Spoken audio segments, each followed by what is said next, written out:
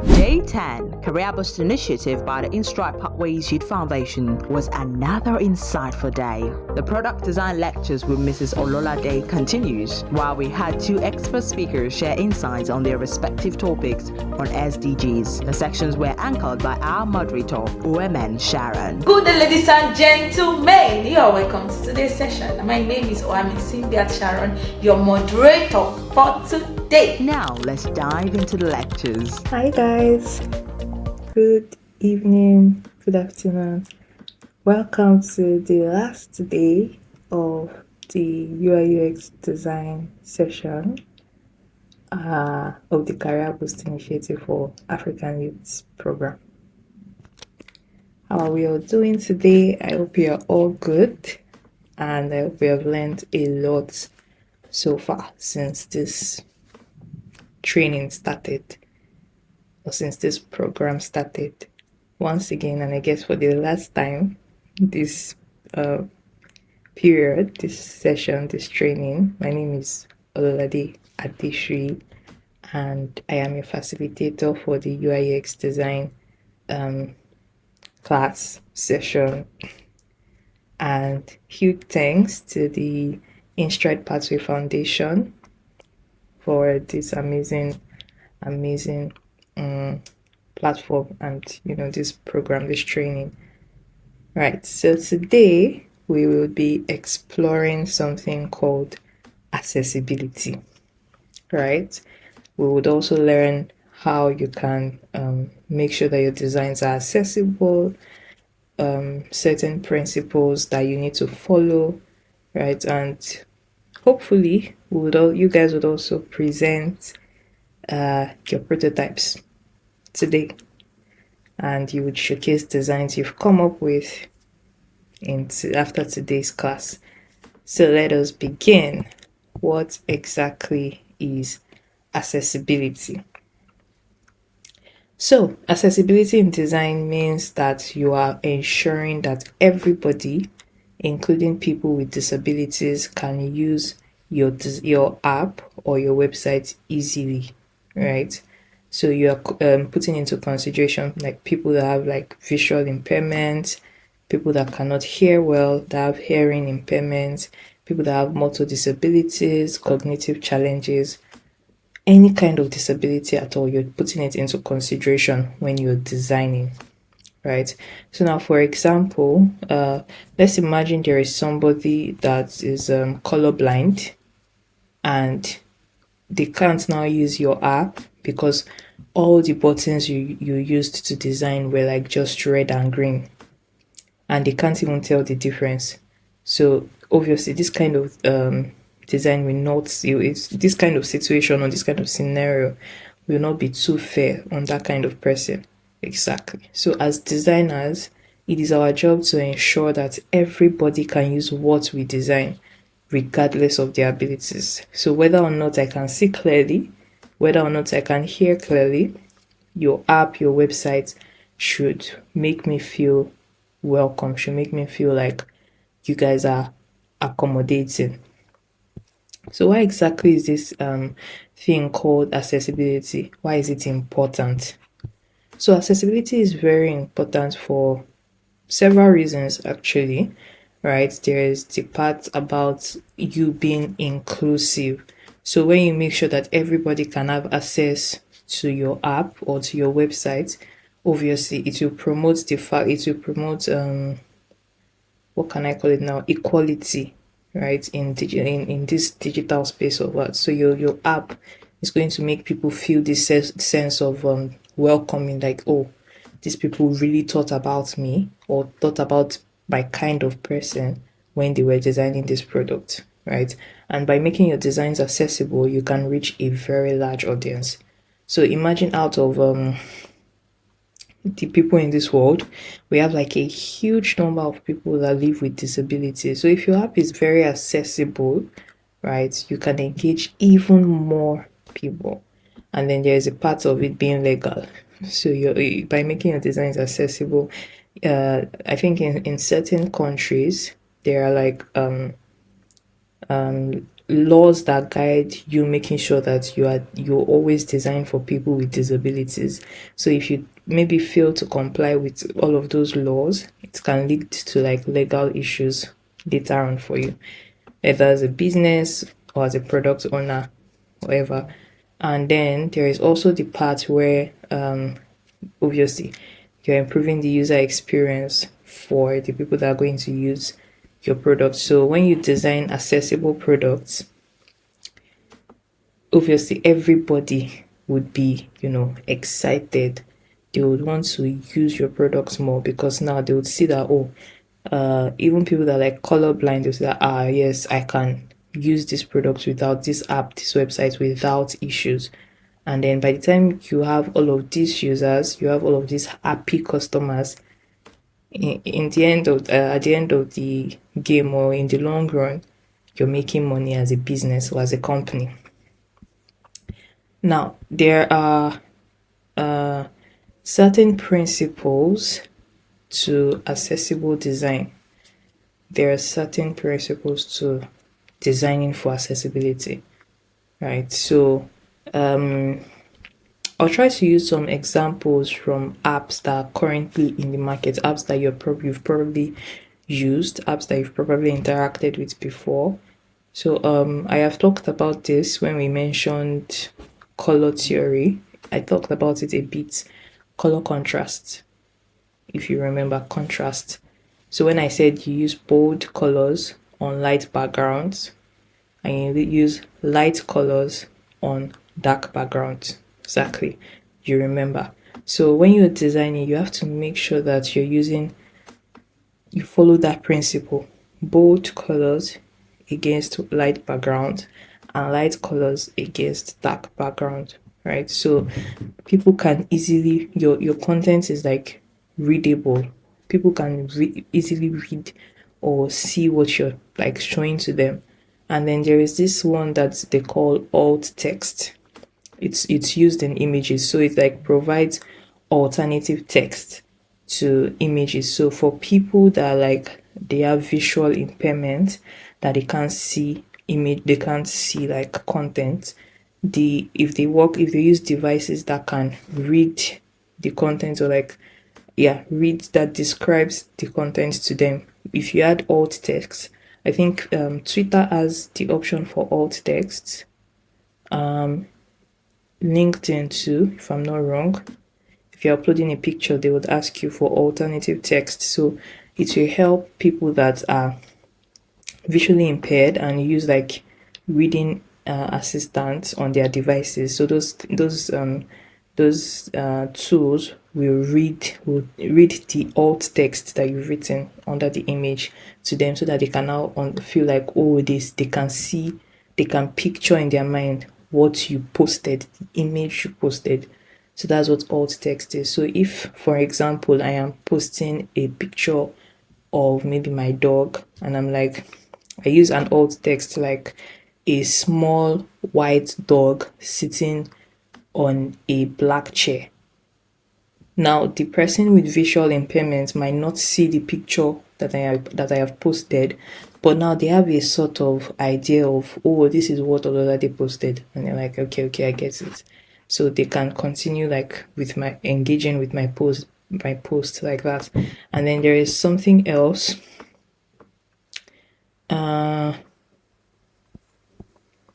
Okay. Make sure that your fonts are like very legible. I think I mentioned this under typography, it's under visual design basics, that you should use fonts that are readable. So if you're designing for a book app, for instance, I keep using an example, make sure you're using legible fonts, typefaces that people can actually read, not signature fonts, not calligraphic fonts that are written like cursive and people would like find it hard to read. Exactly. So use very legible fonts that are readable. Even when they're in like smaller sizes, they should still be readable. And as much as possible, except you're designing for something that it's really necessary that you have to use all of those decorative fonts. Avoid those kind of fonts for your designs. So yeah, you make sure to use readable fonts. Then there is also the part that you have to make sure that all of your interactive elements, like your buttons, like your links, they can be accessed using a keyboard alone. So if, for instance, for people that can, if you're designing a website or a web app for people that don't have access to a mouse and they're using just a keyboard, they should be able to navigate to maybe like select your link or select your link or select your anything basically on your design and still be able to interact with it. Not until they have a mouse, like an external mouse that can move around. So with your keyboard, with my keyboard, or with my trackpad, I don't need my trackpad or my mouse now to be able to like select links or select text, right? So you have to make sure you design for accessibility. Yes, for accessibility. Then there is the part where you have to always provide clear instructions, right? So for people that might not be, I don't want to say smart enough to understand, just like for forms, or for instance, like your sign up form, you don't tell them, remember when we designed our sign up page, or was it login page? And I had to write, please use your email, please enter your email address and password to log in. Exactly. So you have to provide clear instructions so that the people that interact, the people that are going to use that product, the people that are going to use that thing you designed, would not have to guess what anything is for. So if it's for buttons, whatever it is, just make sure that you clearly tell them what they need to do and use simple language.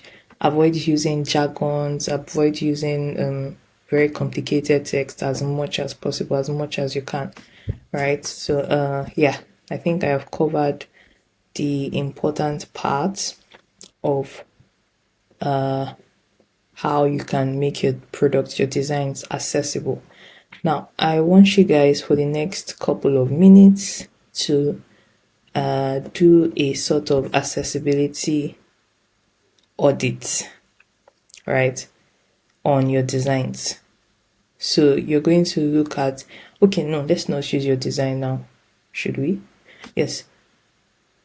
On your designs, look at what you've designed so far since this session started. And I want you to look at it and find one thing, just one thing, that you feel like you can, if you change it, it will make your design more accessible. So now you've selected the design you want to use, and for those people that have probably not designed since we started, but yeah, what you would do, just maybe pick up your phone and just select a random app, and yeah, one that you use frequently so that you can quickly just navigate through. Look for areas on that app where you feel like the accessibility could be improved on. So you can look at things like the color contrast, like I said. You can look at the fonts, if it's readable, if it's legible. You can look at maybe alt text for images, for instance. What else did I say? Yeah, just think of all of those things and check your favorite apps, check any random app or the one you designed since this class started, and then write down one specific change you would like to make to improve the accessibility. For instance, if they used a light yellow text on a light red background, you already know that this is a contrast issue. What would you recommend? So in this case, you're telling me I would recommend using a darker. Don't write what I am saying as your own submission. Come up with yours. I would recommend using, or in fact, don't say recommend. You're thinking like a designer now. So say I would increase the contrast of this, maybe this text or the background, by using a darker yellow color and a lighter was it orange I said earlier, color for the background. Exactly. Now, you guys, someone is going to stand up and share with the rest of the class. We can do this for like the next 10 minutes, right? 10 minutes, yeah. Let's do this for the next 10 minutes and I'll be back.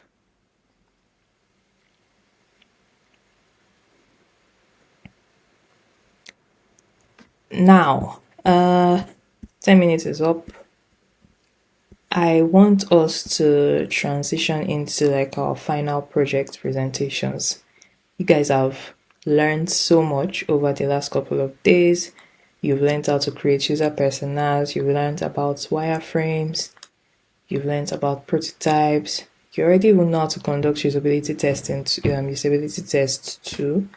And yeah, you also know what iteration means. And today now you've also learned about accessibility in your designs. So what I want you to do is put all of the things you've learned together since the beginning of this session together, and you're going to present it to the rest of your colleagues, to everybody else here. So what are you going to do? You're going to pick your user persona. I want to believe that you've worked on all of these things. All of the assignments that have been given, you've been doing them. So this is your time to basically shine. You're going to start by explaining, come up with, you've done your user persona already. So you're going to start by explaining who your design is for. You're going to describe the user persona you've created. We did it earlier. And you're going to explain what kinds of problems you're solving for, right? Then when you're done doing that, you're also going to present your wireframe design. Yeah, you're going to present your wireframe design. You're going to explain how you decided that, oh, let me put this particular thing here, let me put this one here. Exactly. So I want you to present your wireframes too, not just your user. I think you guys should be taking note. So your user persona, you're going to show your wireframe, that's 2. And then the third thing you're going to do is to show us your prototype in action. So if you click on something, that's the change to something else. Show us your prototype. Just explain how you did it, how you came up with it, what the logic or the reasoning behind it is. And I want to believe you did your user testing activity yesterday. So you're also going to share your feedback. All right, you're going to share your user testing feedback, the feedback you got when you conducted your usability testing. You're going to share it with the rest of us, with all of us here, and explain how this feedback that you got or you got yesterday influenced the changes that you went back, or I believe you did, to make in your designs. Tell us what you learned, basically. And then I want you to, from today's lesson, I want you to mention any accessibility features that you've now decided to incorporate into your design. That's for those of you that used your designs as for the activity earlier. And for those of you that used maybe one of your favorite apps or a random app on your phone, I want you to mention the accessibility features you've decided that you would like to incorporate into that platform. Explain why you believe that feature, that thing you're recommending, why you believe is going to be important for inclusivity, right? So what else? Yes, basically that's it. I think you guys would have like approximately 5 to 7 minutes. Let's do 5 minutes, right? Let's do 5 minutes to present all of these things. So 5 minutes each person. I think we can take let's take 4 people. So 5 minutes for 4 people to present all of these things I just mentioned. Just to refresh your memory. So you're starting with your user persona, you're showing us your wireframe, you're demonstrating your prototype, and we've not gotten to the last one. Yes, usability testing. You're going to share your feedback from your user testing, and you're going to tell us about your accessibility considerations. Exactly. So 5 minutes, 4 people.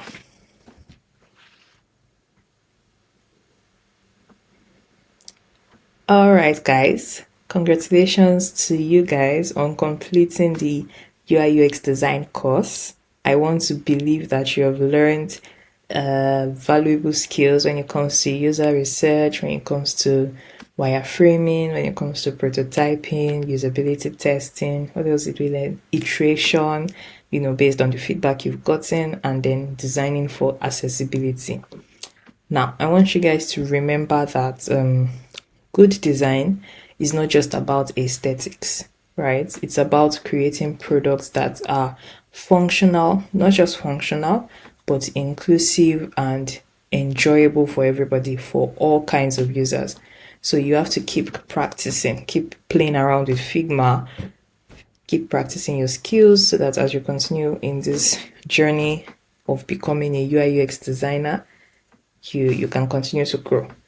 All right. Thank you, guys. Thank you, everybody, so much for your hard work over this last couple of days. I am excited to see what you guys would continue, building. And yeah, thank you. Once again, Ololade Adeshu for the last time, basically. Ololade Adeshu, your UI UX design facilitator. Bye, guys. Hey guys, good day everybody, good day viewers. Thank you InStride Pathway for Youth Foundation for this opportunity, and it's a great privilege to be a part of this conference. It's a long 30 days conference, and it's targeted towards career development, career boosts, giving young people the career boosts that they need. I'm Tobichukwu Diolu Prosper. I'm the co-founder of Link Green Climate Change Initiative. It is an NGO, non-governmental organization, and I've been in the development space for over 13 years, since about 2010 here. I've been a part of a lot of developmental projects, worked on European Union MPP9, a lot of needs assessment in Niger Delta region has been, I was developed in the Niger Delta region, even though I've served in most of the regions in Nigeria, Southwest, East, and North. But my core passion is for the Niger Deltans because I'm from Delta State. I'm giving you this background so you get to understand how you can grow your career path. I do a lot of things, right? I've been into forex trade. I've done a couple of things around writing. I have a novel I've written, and I did that at the early years of my life. I graduated the University of Ilorin in 2011, 2012. I served in 2013 in Akure, right? And I worked a little bit in Lagos State, and I came back to Port Harcourt to continue my career path in the social work space. And ever since, I've been involved in a lot of initiatives around Nigeria. Initially, I had prepared a slide, but I just felt like it would be more impactful to share from my heart and to tell my story, not just in the context of me, but in the context of career path for young people and how to actually grow a career path, especially as relating to the SDGs. These days, we have a lot of people who claim to be SDG advocates that don't really know anything about the SDGs, don't know how it came about, don't understand the nitty-gritty and the concepts surrounding the SDG. It just seems like a cliche. And every time I see young people who follow this path without knowledge, I kind of feel embarrassed, and number one. And number two, I also feel, these people need a lot of mentorship and guidance and understanding, patience, right? But I get scared when I see people go into this with the wrong motive, because a lot of what we have faced in this particular line of action is not palatable. We work like missionaries. If you've studied the developmental prospects in Africa and every single stride Africa and Nigeria has made in the developmental space, a lot of people gave up something for it, and the price is costly. So it's not, we understand that the world has changed, but then we need to understand that if you want to go into the core development space, you have to have passion for it. You have to understand what you are going into, and you need to develop yourself in that line. Right, so we've done a lot of work in the climate change space, where my own core is SDG 13, which is climate action. Right, although the SDGs are interrelated, you have life on land, life on water, climate action, collaboration and partnership. You have different SDGs, right? And every of these SDGs are interrelated. SDG relating to health, relating to children, relating to the vulnerable women, so building sustainable cities, and every single thing. And I've discovered that in the welfare of humans, everything is interrelated. So you cannot talk about health without talking about feeding. You cannot talk about feeding without talking about sanitation. You can't talk about sanitation without talking about water. You can't talk about the building sustainable cities without considering climate change or climate action, right? So everything is interrelated, and that's why every SDG advocate, regardless of the particular SDG that you are strongly connected to, there is still this collaboration between all the SDG, because at the end of the day, what it means is that we need to have sustainable development. We want to create a playing field for everybody, where every single person will have equity, will have justice, and the right conditions for living and soaring will be achieved, right? And that's the concept with the SDGs. And if you understand that, then you begin to put it in context, and that context is as regarding your strata. Who am I sent to? Or rather, when I use the word sent, it sounds very religious, but what I mean is, who is my target audience? Right? Who are the people I'm fighting for? And when you're definite about your strata, which will be most informed with the SDGs, which is the large picture, which is, for example, SDG 13 climate action, anything relating to climate action, environmental, anything relating to climate action. Then you now say, in this climate action space, what exactly is my focus? Do I want to do advocacy, activism? Do I want to focus on loss and damage? Do I want to go into adaptation? Do I want to do mitigation? Or do I want to merge everything together? Right? And you have to now look at the pros and cons. What exactly am I drawn to the most? What am I passionate about the most? For example, I've been in the SDG space, as I said, mostly as a researcher. I did a lot of needs assessment, community development work. But over time, I am in the year 2022, right, when I've done biodiversity campaign before in Rivers State, right, a project we did in secondary schools where we created SDG clubs, right? But I went to, then we started hearing about climate change as far back as 2013, 2014. But then, at that time, it was at face value, right? But along the line, I started going deeper. And going into it deeper, I now realized that in 2022, I went to visit Bielsa during the flood. Man, what I saw was heartbreaking. And that was when I discovered that the underlying, I understood cause and effect. And that's why, as I'm going into the technical part of this training, as regards SDG, for you to tackle an issue, you must have done cause and effect analysis. What is cause and effect analysis? A lot of what people see are the effects, but the cause is what is causing that effect.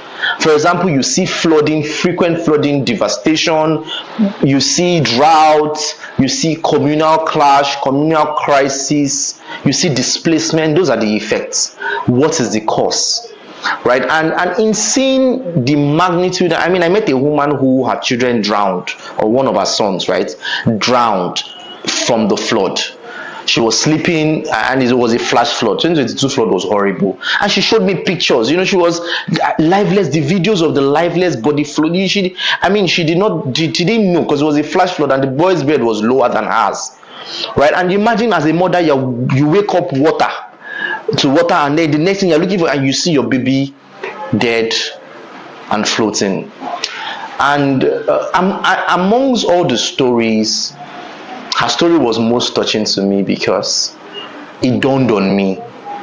I went to IOM's website and I began to look at the statistics on flooding, and trust me, right, great work MBS, great work IOM, and but a lot of these things are underreported. The devastating effect of flood is underreported because I've met people who have lost 5 members of their family as a result of flood. Right, I understood, so I stayed with that community for a while. Not just the flood, I understood post-flood consequence, right, and that I now began to see the hardship and what climate change in its entirety is doing to community people, right? So watch this particular video. It was one of our assessments. We did a documentary around flood, pre-flood and post-flood evaluation in using some communities in Niger Delta as a case study. So just watch the video and I'll continue from there.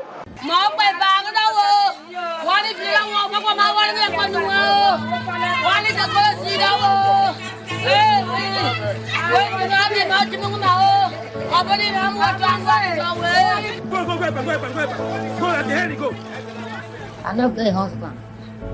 All these flowers they come. You don't destroy our property. Cassava, I'm a farm. As they go farm. All my property, you don't destroy.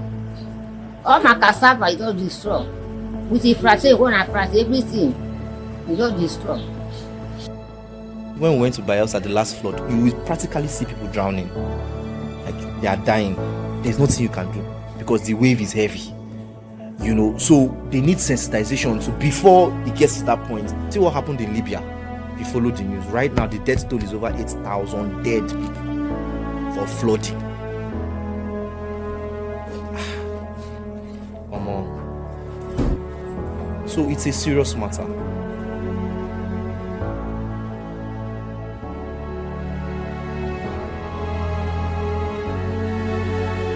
That video you just watched is a clip of what people face, right? So seeing these things, understanding these things began to fuel our passion.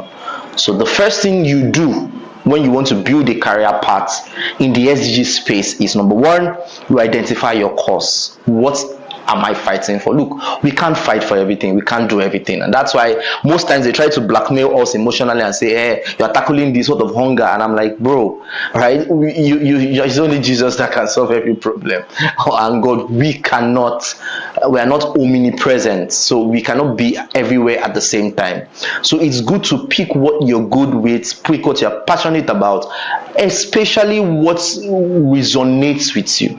So you see a lot of people in the women and girls space that are advocating for rape victims. You see that when you see somebody that has encountered rape or that has been a victim of rape, they advocate differently. You could see that this is beyond theory.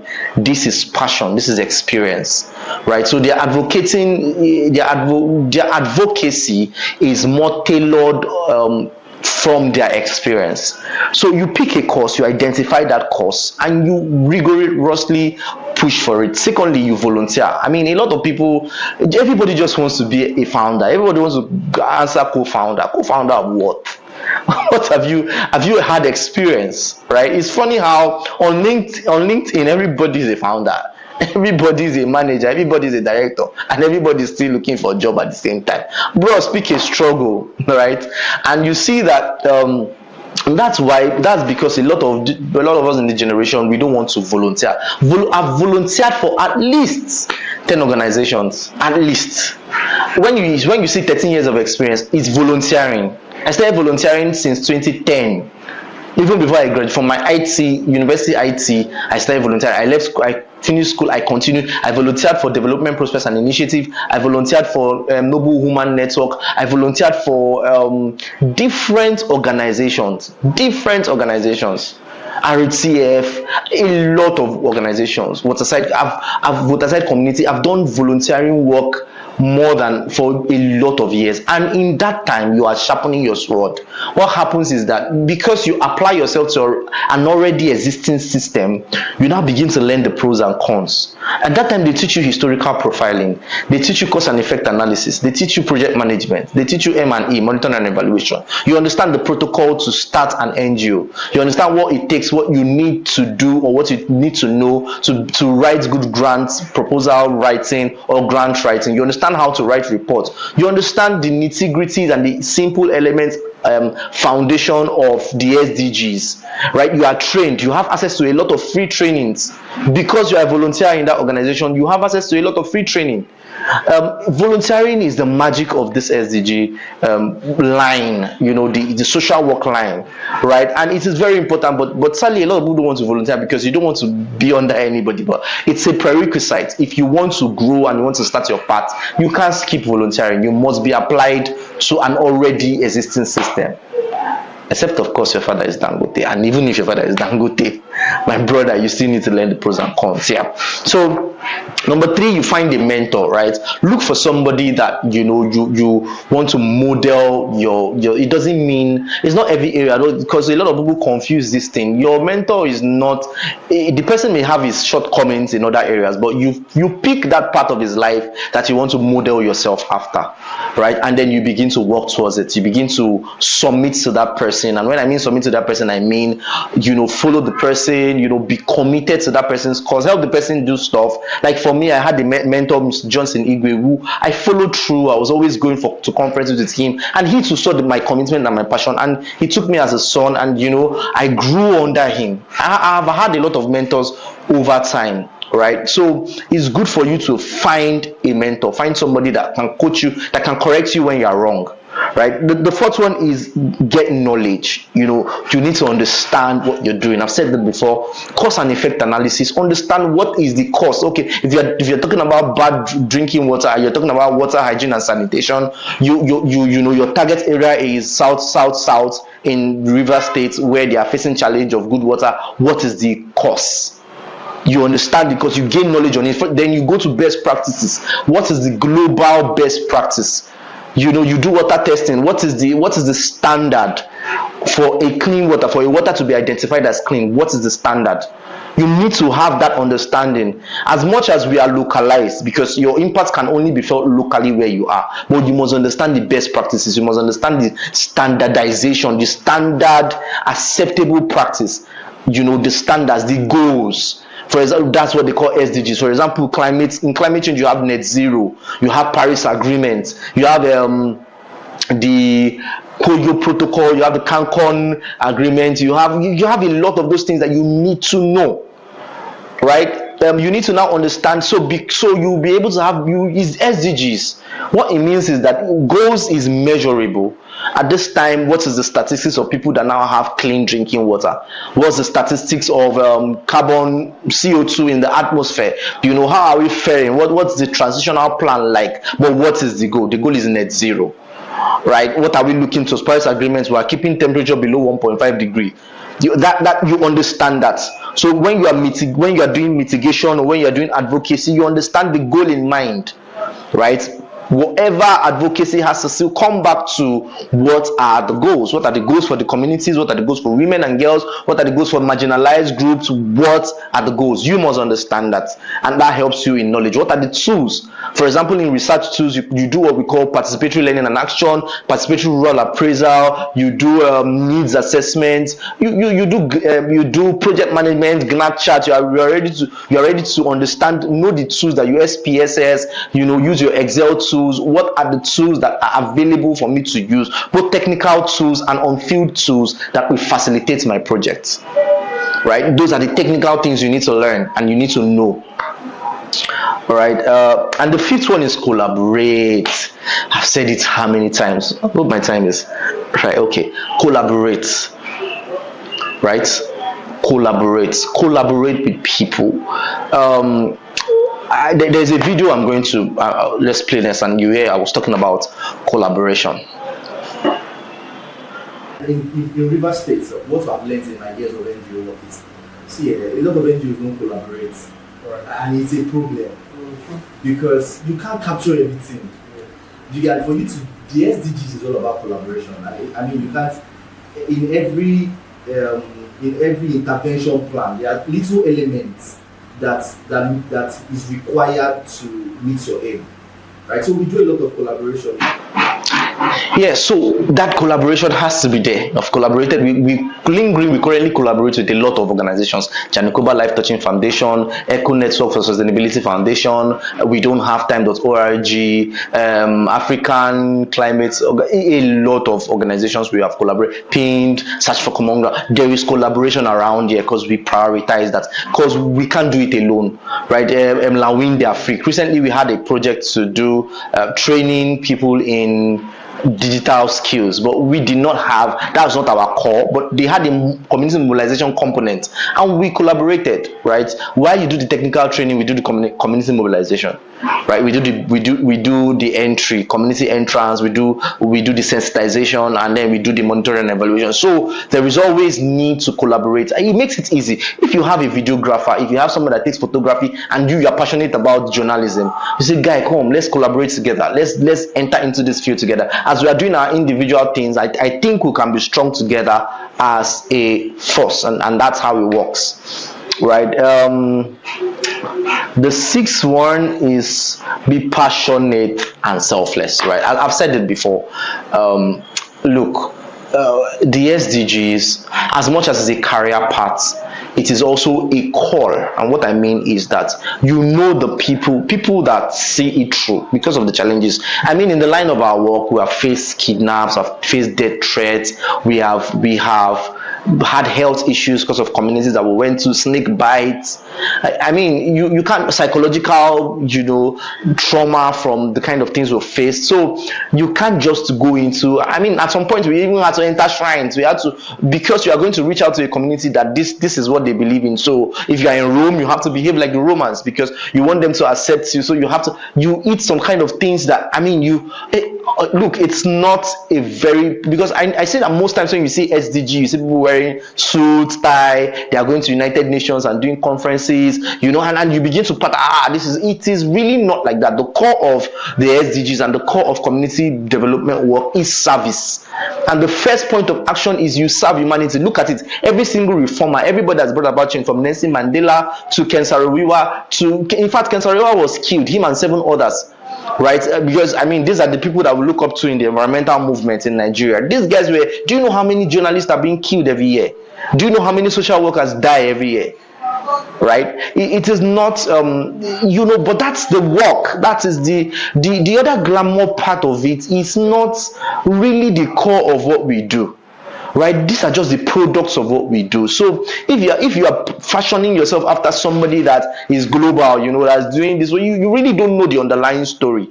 Right, if people begin to see me tomorrow at the conference of parties talking, you don't know that how many names have escaped. So you can't just go and start talking like you have to identify with the people, and to identify with people you need to understand their roots issues, and you have to stay with them enough to grow with them, and then so that when you're coming out to talk, you are not talking from a place of head knowledge, but you're talking from a place of heart knowledge, because you have been there and you have seen that. Right, finally, tell your stories. And the next video I'm going to play is we did a kind of advocacy around the environmental pollutions in Niger Delta. And what we are doing is we try to connect the old generation and the young generation, because I've discovered that there's a big gap. The old generation understands the nitty-gritty, the young generation understands the mobility. So while the old generation are more introspective, the young generation are more outgoing, but you need a blend of the two. You need the combination of wisdom and knowledge, right? And then action. You need that so that you'll be able to, and that's what we do at Lingering. So we do a lot of this kind of collaborations you're about to see in the next videos, because you cannot know the future, or you cannot understand the present without evaluating the past. You cannot understand the present without evaluating the past. Watch this. Bony land has yielded about $40 billion in oil revenue. However, most of the people are living in poverty. No possibility whatsoever. I or Muslims would ever have planned any such action. I was very close to Ken. Edward Kobani was my political father, if you so say. So, and that day, I was one man who loved me so much. He wanted me to be a commissioner.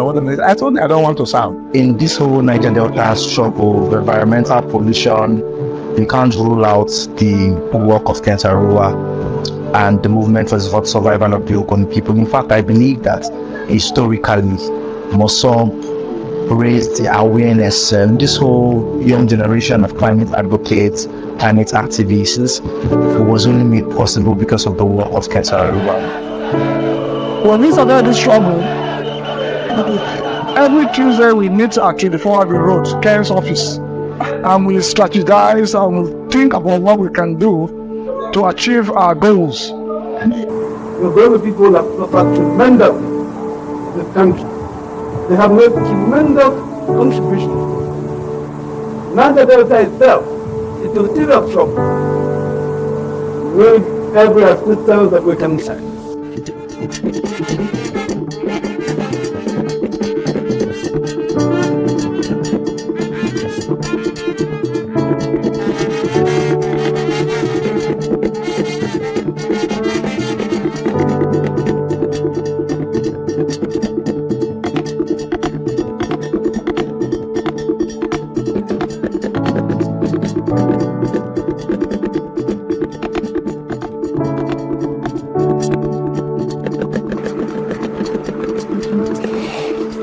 There was a disconnect somewhere. And that disconnect came in the name of development, but negatively from the politicians. But we are all sleeping in Zolela and in Elema with master degree, EAGs, and nothing for us. All our guests are not for work, they are not for anything. Our men are not for anything. We don't know how to do contracts, they know how to do contracts. They know how to write tickets and take all this money. There's a lot that Ogoni people have lost. It was Ogoni people that opened the eyes of Nigeria that there is something we call free speech, liberty to talk, liberty to say where you are coming from. It was this movement that made the world know, or Nigeria to know, that this environment that God gave us has a right, even though it doesn't talk, it has the right to protect. Of course, they were killing people. The military was killing people, only any able person they see to detentions. And what they would do, they would tell that people, they would come and pay money and get people who are selling their land to give to them to have their relations released. In my innocence of the first charges I face here, in my utter conviction, I call upon the Ogoni people, the people from the Niger Delta, and the oppressed ethnic minorities of Nigeria to stand up now and fight fearlessly and peacefully for their rights. History is on their side. God is on their side. Lord, take my soul, for the struggle continues. Great Ogoni people! Great Ogoni people!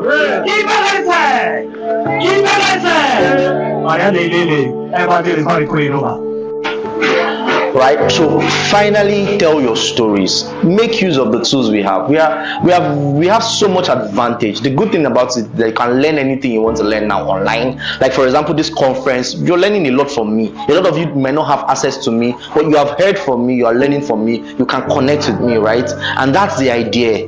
That's the idea. The idea is that we have a lot of tools in this generation that we can use to amplify the voices of community people. Right now, you cannot just oppress anybody anyhow. Look at the NSAS movement and look at the victories that we got out of it. Because with social media these days, we are so powerful, and advocacy can be more powerful. You can raise dust. We can raise awareness, right? And we should. And I think that's the power we have in this generation. And every single, whether you are 11 years old, 12 years old, 10 years old, you can use your platform to share your stories, share the stories of others.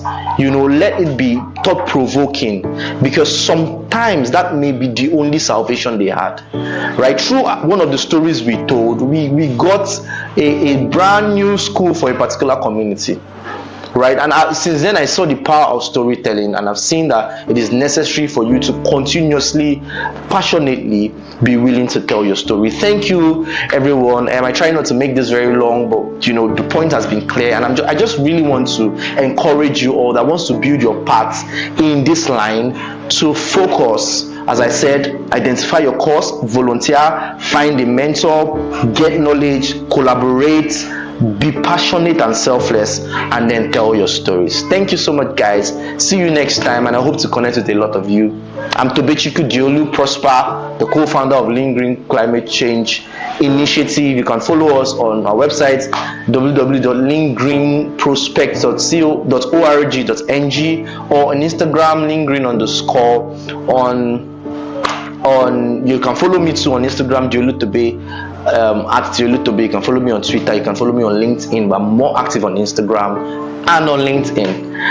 All right, peace out. Thank you, guys. Take care. Good day, everyone, and thank you for joining us. Please, okay, let me share my screen. Okay, so thank you very much, everyone, for joining. I'm just trying to share my screen now. Okay. So thank you very much for joining us, and I want to use this opportunity to appreciate InStride Pathways Youth Foundation. InStride Path Youth Foundation. Thank you very much for all you're doing for young people in Africa and young people in Nigeria. Before us this day is a topic in particular that has been a concern in heart and in mind. And we're going to consider the topic that is called global climate action. Can we balance the environmental responsibility with economic growth? That in as much as we are considering environmental responsibility, we are also trying to balance economic growth with environmental responsibility. So for us to journey in this path, we're going to be looking at looking at Nigeria and Africa at large when it comes to economic and environmental sustainability. Then I'm going to use 3 case studies. As you can see on your screen, I'll be considering agriculture and climate change. I'll be considering renewable energy versus fossil fuels. Yes, we have fossil fuel, we have renewable energy. We'll also be considering deforestation and economic activity. From there, I will give us more statistical insights, and then we talk about the opportunities, the challenges that are there in economic growth and environmental sustainability. And we're going to talk about the opportunities that we find in there. And from there, we draw a conclusion for our topic today. So let me proceed. I want to welcome each and every one of us today, and I hope we are all doing great. Thank you for joining in today, and thank you for InStrad's Foundation, InStrad Pathways Youth Foundation. Thank you for all that you do and for what you will still do in Nigeria and in Africa at large. Thank you for also joining us. So basically, let's dive into the crucial topic, global climate action. Can we balance environmental responsibility with economic growth? Now, let's start from framing some discussion questions. First, when we talk about global climate action, we are referring to the collective efforts by countries, individuals, organizations around the world to address climate change. This involves a range of strategies, procedures, from reducing carbon emission and transitioning into renewable energy to protect our natural ecosystems. However, this brings us to a significant dilemma. On one hand, we have environmental responsibility, and on the other hand, we have economic growth. But the need to engage in sustainable practice that protect our environment, ensuring that we leave a healthy planet for the future generation, for the generations. On the other hand, we have economic growth, that the engine that drives improved life the engine that drive improved lives, standards, job creation, industrial development. These are what we refer to as economic growth. So for us to balance these two, they come with their challenges, and the challenges lies in whether we can achieve this economic growth without compromising the health of our environment. The question I will throw to us is this. Now, this question is actually particularly relevant for us in Nigeria and in Africa. Our continent is uniquely positioned. We are blessed with abundant natural resources, minerals, forests, diverse ecosystems that are essential not only for our economics, but also for the global economy. Yet we are faced with several environmental challenges such as deforestation, desertification, and even heightened vulnerability to climate change. As we strive for economic development, the temptation is to exploit these resources to their fullest. But if we do so without considering the environmental consequences, we risk long-term damage that could undermine our future growth and well-being for our people. So today, we are going to explore some key questions together. We're going to explore some key questions together that I want you to ponder on it. What role do Nigeria and the African countries play in global climate action?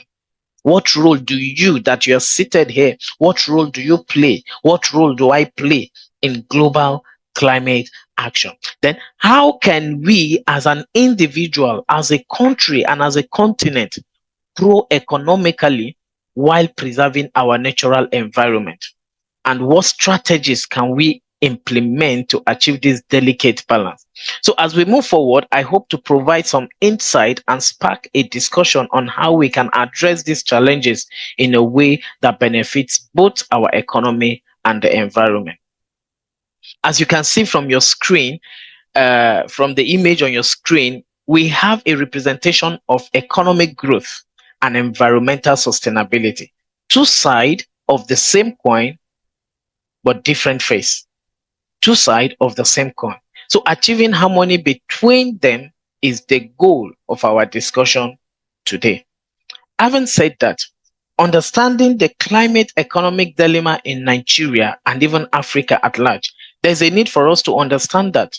I will try as much as possible to keep to time. I have just 20 and maximum 25 minutes.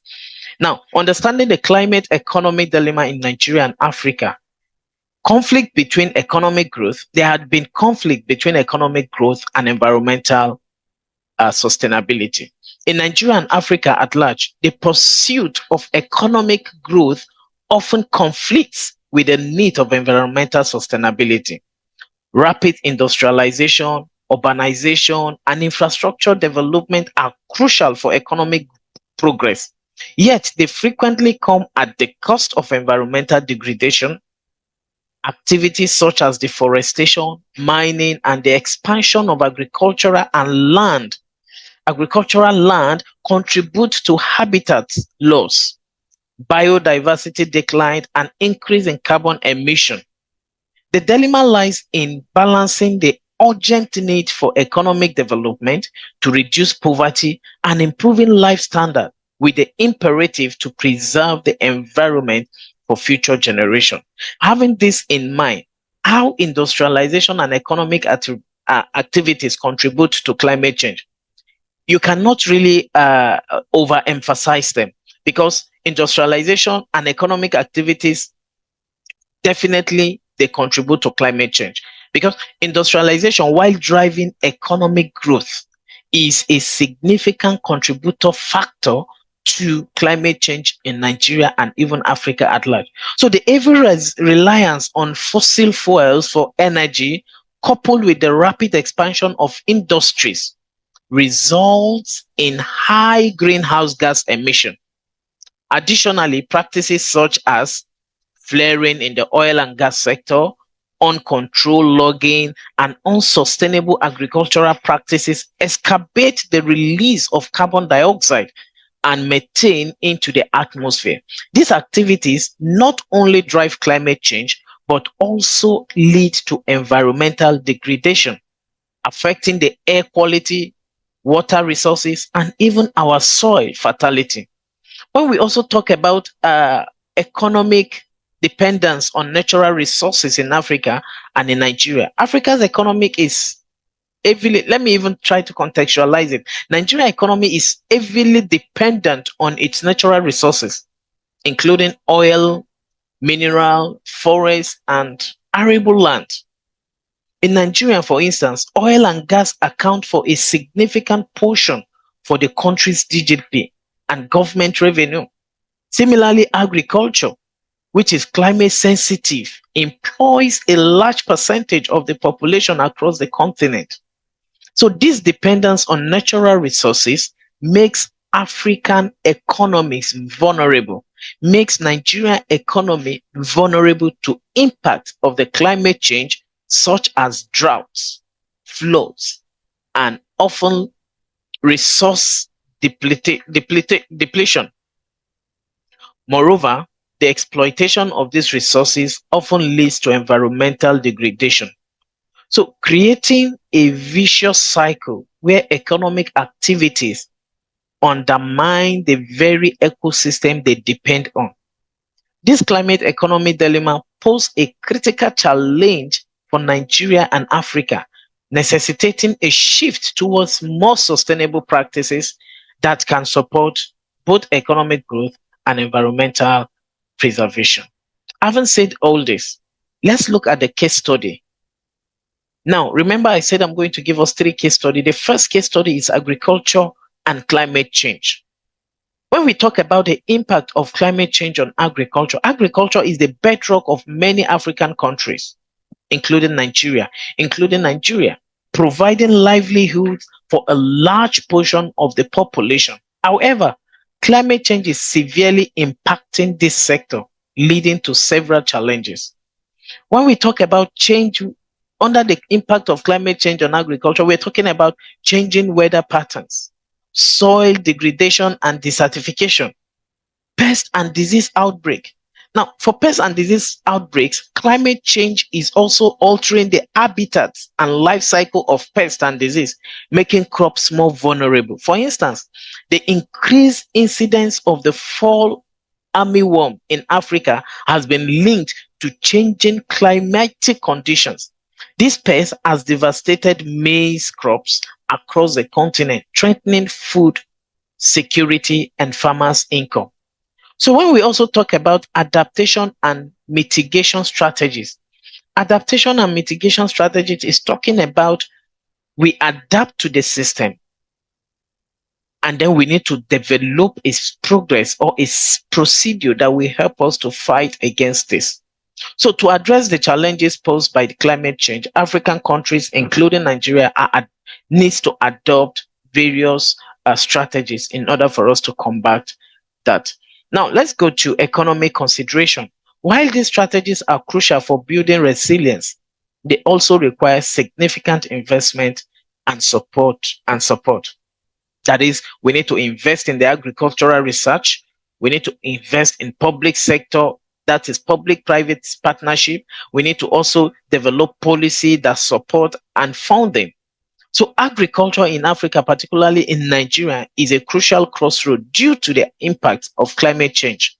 The sector vulnerability highlights the need for immediate and sustained action to build resilience through climate smart practice, better water management, and the diversification. By investing in these strategies, Africa can secure its agricultural future, ensure food security, and protect the livelihood of million farmers. However, this will require concerted effort from all stakeholders, from including government, the private sector, and international partners, even individuals, to provide the necessary resources and support to combat environmental degradation. Now, when we talk, the case 2 is talking about energy. You all will agree with me that energy has become one of the major factors in terms of industrialization. So, having talked about agriculture in the first part of this case study, I want us to know that energy is critical enabler of industrialization in Nigeria and in Africa at large. But the continent faces significant challenges in meeting its energy needs. So addressing these challenges require a multifaceted approach, a multifaceted strategy or procedure. This includes investing in renewable energy, improving energy efficiency, and fostering regional cooperation and engaging the private sector.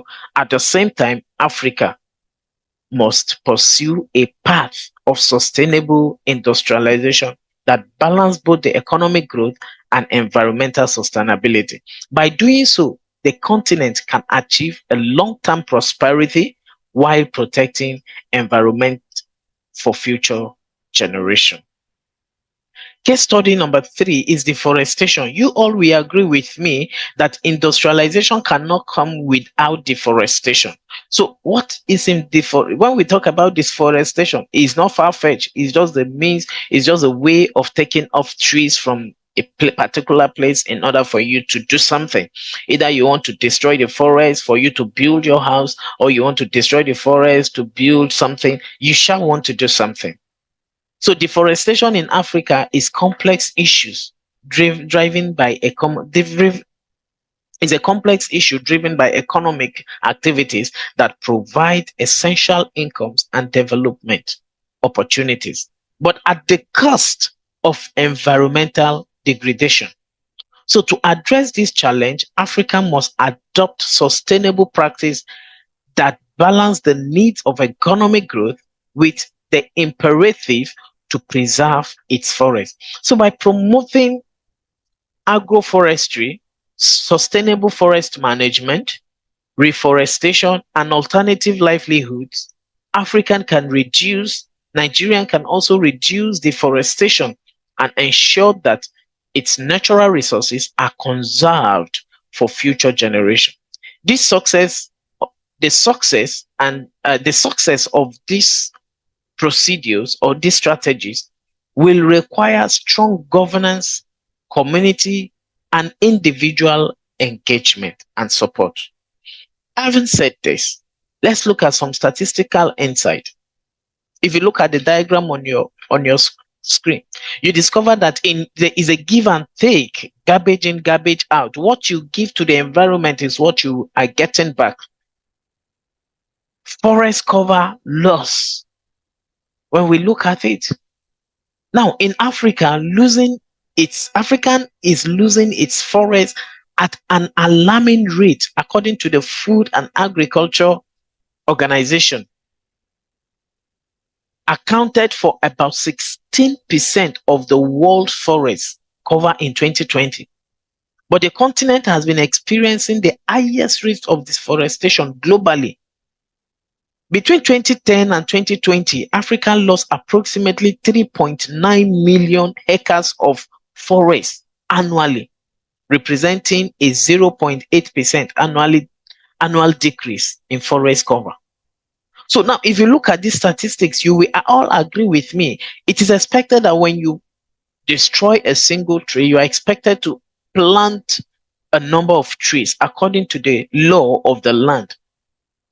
So what is the law in Zimbabwe saying? What's the law in Mozambique saying? What's the law in Uganda saying? What's the law in Nigeria saying concerning deforestation, concerning destruction of cutting down of a tree? So all these little things that we do have a significant impact in our society.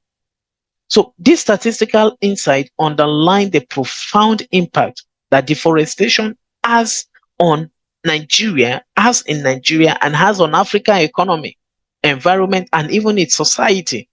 So while deforestation driven activities contribute to short-term economic gains, the long-term cost, environmental degradation, loss of biodiversity, and socio-economic challenges pose a significant risk to sustainable development. These statistics highlight the urgent need for African countries to adopt sustainable practices that balance economic growth with environmental sustainability.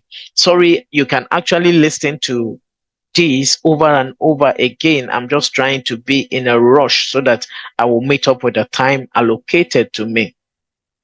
Now, balancing economic growth with environmental sustainability in Africa or in Nigeria is a complex challenge due to the continent's heavy reliance on natural resource extraction, rapid population growth, and urbanization.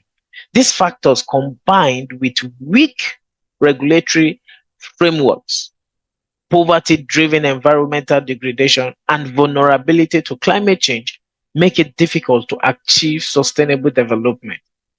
The pressure from global markets and limited public awareness further complicate efforts when we want to talk about balancing growth and sustainability.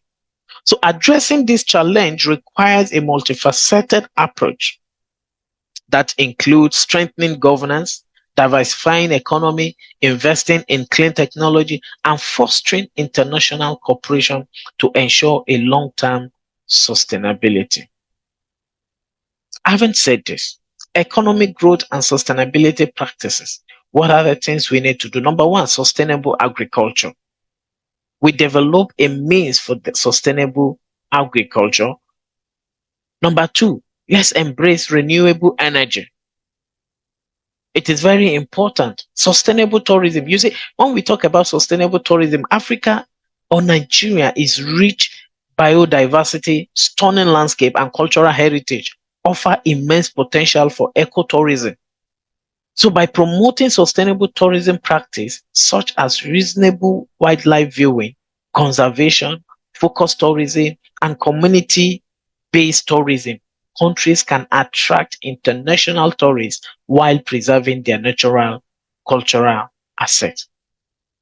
Today, we used to have a wildlife park in Jos. How wild is the park? How is the park doing? We have Yankari Game Reserve in Bauchi.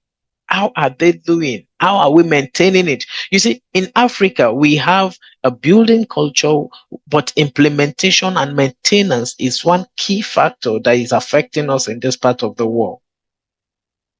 Sustainable practice offer a viable path for Africans, for Nigerians, as a country, to achieve economic growth while preserving our natural resources. By embracing sustainability in agriculture, energy, tourism, and infrastructure, Nigeria can build a resilient, diversified economy that meets the needs of its people without compromising the environment. The integration of this practice not only supports immediate economic development, but also ensures the long-term health and prosperity of the continent. Are there challenges in these things? Yes, there are challenges. There are challenges. Africa faces significant challenge in implementing sustainable practice. Implementing them, the 17 sustainable goals, they are challenge. So implementing them becomes a problem, including heavy dependence on natural resources, rapid population growth, weak regulatory framework, and vulnerability to climate change. However, these are the challenges, but it also presents opportunities for growth through environmental responsibility.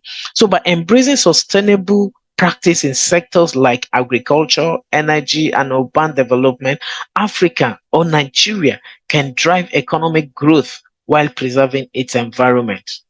Resilience and adaptive strategy are crucial for navigating these challenges, enabling Africa as a country, African countries to build a sustainable and prosperous future. In conclusion, it is important for us to note that Africa, so in conclusion, Africa's journey towards sustainability is marked by both significant challenges and natural resources for agriculture growth. So when we talk about the topic we treated, which we refer to balancing the industrialization, balancing the economic and environment sustainability, economic growth and environmental sustainability. It is possible for us to balance it.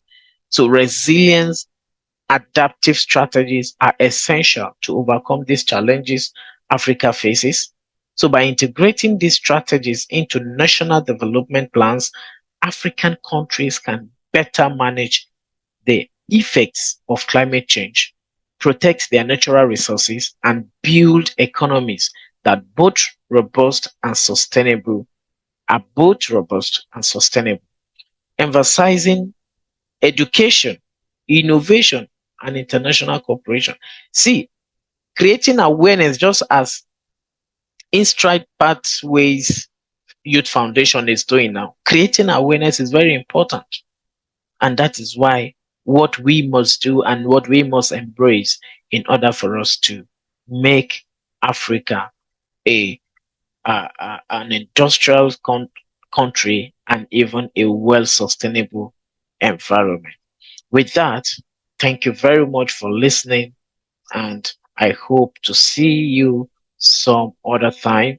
And thank you very much, Instrat Pathways Foundation, Youth Foundation, for giving me this opportunity and for giving me this platform.